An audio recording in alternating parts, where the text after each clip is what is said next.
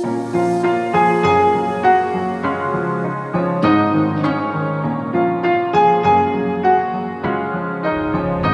there, what's going on everyone, and welcome back all my new viewers, and welcome back for those that may be regular here by the time this is being uploaded. You might be watching this at the start, or maybe you're watching this later on in the future, because basically you're coming to this video to learn how to actually copy whatever other video that you're basically trying to make in your Minecraft world from my tutorial that I have done.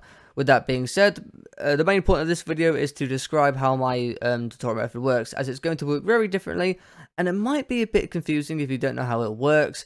And I don't want to really, explain how it works every time at the start of the video and making you have to skip ahead past that like 7-minute long intro, because again, there's quite a few things to explain. Now, this tutorial method is the same as the one that I did for Madara 6 pass, so if you already know how this works, you don't actually need to watch this video. And if you want to maybe just hit that like button before you go, that'll be much appreciated. Don't have to, but if you do, thank you for doing that. And yeah, with that being said, let's actually get into the video and explain how this new tutorial method is going to work. So then, basically, essentially, what's going to be happening is, for the main part of the actual tutorial, I'm actually going to be recording it and doing it through Photoshop, which is actually where I originally designed my pixel art, as you can see right here, which, for today's example, I'm going to be using Madara as well. Madara was the first one I'd done, so I kind of already have the Madara parts to kind of show and explain already laid out. So then, moving on from that, basically, what's going to be happening is, for this tutorial method, I'm going to be recording this design right here. And this design, that whatever you're going to be seeing, so for example, this one's Madara, is going to be split up into 50 by 50 quadrants that are going to look like this right here, as you can see. And here's what one of the 50 by 50 quadrants is going to look like. And the way that we're going to be basically moving from quadrant to quadrant, which we go back to the big design, the way that we're going to be moving from quadrant to quadrant is we would start on the bottom left corner, and then once you've basically done with the first one in the bottom left corner, we would move to the right, and to the right, and then constantly keep going to the right until we finally finish in the bottom right corner right here. And once you finish in the bottom right corner right here, we would then fly all the way back to the left, so back over to here, and we would basically move up to the second layer, and then we would once again build all the way over to the right till we finally get to the end. Once you finally get to the end, fly back to the left, move up to the third layer, and keep building all the way to the right until you get to the end again. And basically keep repeating that same process until you finally finish in the top right corner right here. So we're always building to the right, then flying back to the left, building to the right, flying back to the left, building to the right, and again, you kind of already get how that's going to work.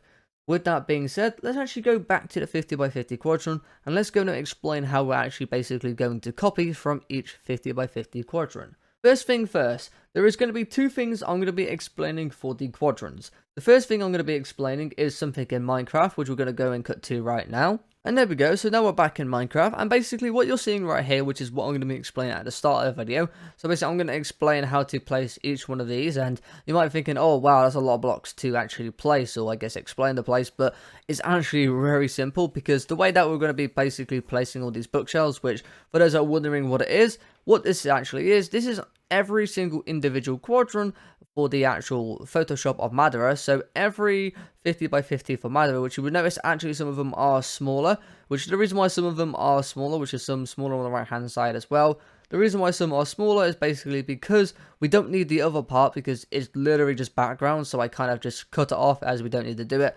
And with it being smaller, it actually makes it very easier to copy, because, well, now you even see smaller ones, but you don't want to make it too small, because then we would have loads and loads of boxes to then mark out, which we don't want to mark out too many. And 50 by 50 is kind of just a perfect number to mark it out in a nice way where you can actually see every individual pixel as well. But if I just zoom in a bit more as well, so you can actually see the quadrants a bit easier. So again, we're marking out every individual quadrant, and I will be explaining at the start of the video to how to mark this out.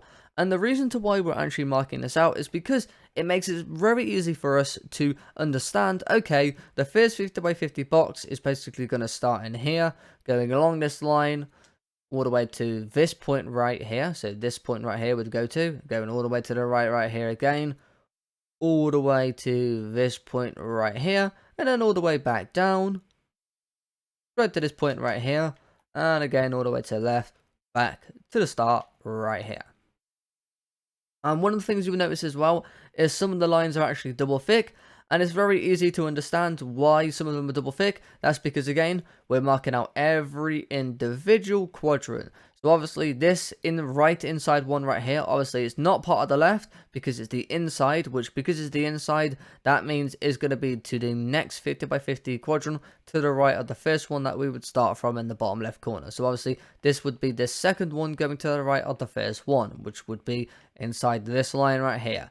Now, when we're also marking out inside the 50 by 50 quadrant outline, we're not marking inside it, so we're not marking inside here like this. We're marking on the outside on top of it right there. So again, we're not marking on the inside. We're starting right here, as you can see that I've kind of laid out it on this side that we're marking out. So we're marking over the top of it.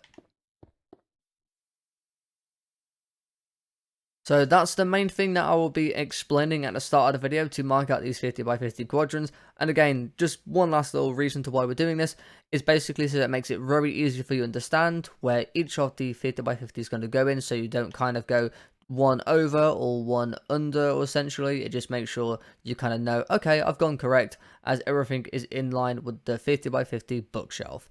So that's the main reason, and the other reason as well is because it also saves up a lot of time, so you don't have to constantly count like 49 going to the right here or 11 going down. It just makes this very simple for us. Okay, so we finish right here. Okay, that means now I can just go to the right because I've got the outline already outlined, and then go underneath. And it just basically means that we don't have to count so many pixels. Anyway, with that being said, let's go back to Photoshop to explain the second thing that I'm actually going to explain as well, which is going to be one of the main points as well. So then, back into Photoshop. Now, this is actually the second and the last thing that I'm actually going to be explaining.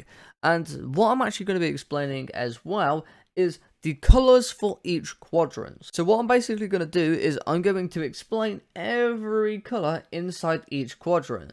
So when we move on to the next quadrant, once again, I would explain all the individual colors in that quadrant as well. Even if some of those colors are the same colors in the first quadrant, again, I'm going to explain all those colors again, because sometimes some of the colors might look like it might be the same color as the other quadrant, but you might find out is actually something completely different. Because do bear in mind, in Photoshop, I obviously have a lot more color choices, and in Minecraft, well, we don't have so many. So maybe it might look different in Photoshop, but in Minecraft, that color was actually the same color, even though it did look different in Photoshop. So again, I'll be explaining each color, and here's just kind of a little example how I would kind of explain the colors.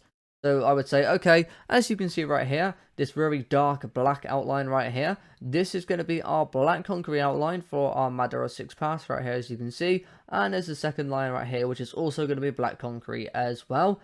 This lighter shade of black underneath right here, this is going to be part of the shoulder of the clothing for Madara 6 pass. And this is going to be our black concrete powder in this section right here. And then this section right here above, this is part of the hair. And this lighter shade of the hair right here would be our block of quartz, and then this darker shade of the hair, this is going to be our white concrete inside this section right here. And then for the very light tone of white, this very white shade right here, this is actually going to be our background. So basically nothing is going inside this section right here, so you should have nothing inside here, as you can see. And that's basically what I'm going to be doing for each and every quadrant. And with that being said, let's get onto the part of actually understanding where to place the pixels. But you probably realize one thing. Wait a minute. Didn't you say the last thing I'll be explaining is the colors? Yep, because for the outline in terms of where should you place each pixel, I am not going to explain that. And the reason for that being is because, well, I actually don't need to. And I don't need to because you can actually see every individual pixel. Now, if you want to hear at the end of the video a bit more of a reason to why I'm not explaining this, you can listen to that at the end of the video. But again, the one main reason you kind of need to know is that I actually don't need to explain it, because you can see every individual pixel. And the main purpose to kind of why I do this is to speed up the process of tutorials. But the one cool thing about this door method as well is, you know, much as it is, okay, wait, I'm not explaining things, oh no, where do I place the pixels? I am going to basically explain how you should place each pixel in terms of how you should actually go through this tutorial. As I said, this tutorial method is very simple. And all you gotta do is one thing, and that is literally just count.